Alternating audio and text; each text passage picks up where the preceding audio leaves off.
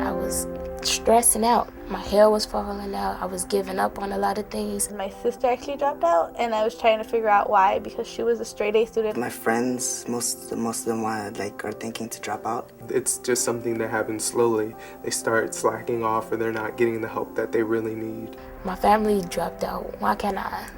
The current dropout rate within CPS is 42%, meaning that students who start in their freshman year do not graduate within 5 years, which is clearly abysmal.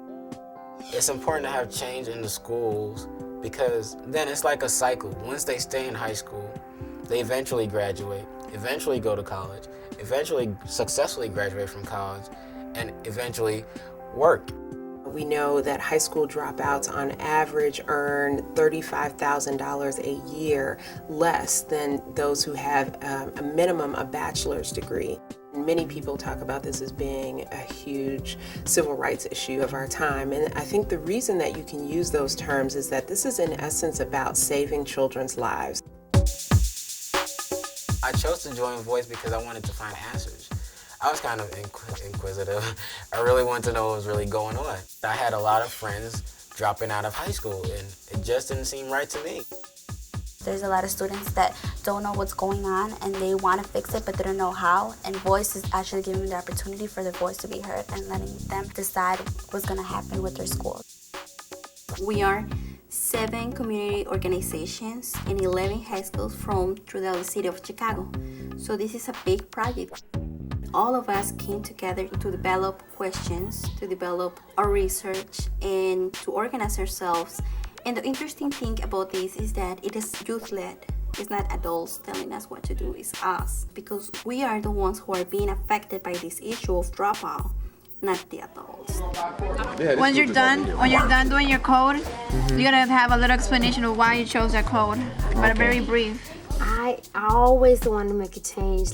From the school I come from, I thought it was impossible because you go to a principal with a problem with the teacher, that's it. It doesn't go anywhere from there. You know, you deal with it every day. There's no change, you know? But after this, I feel like there is hope for changes. Other reforms are actually created by authority, and I think it's not as successful changes that they're making, because if it was, then we would see a change in our dropout rate. When we have student voice back in the research, it's so much easier to assess problems because we know where they're coming from. And we work from the ground up, not from the top down. And so what we want is for students to teach teachers about the community and the background of the school and the neighborhood around us.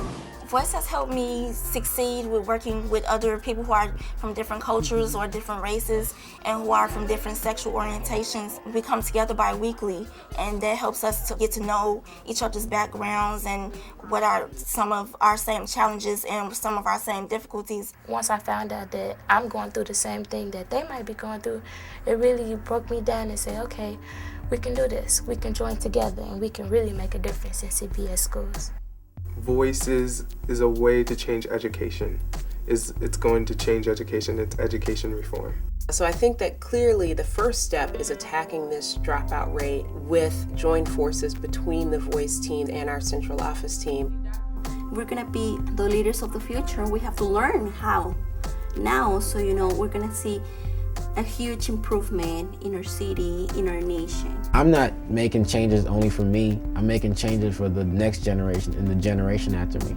And this could be a chain reaction that goes on and goes on and goes on. But if somebody doesn't start it now, who will?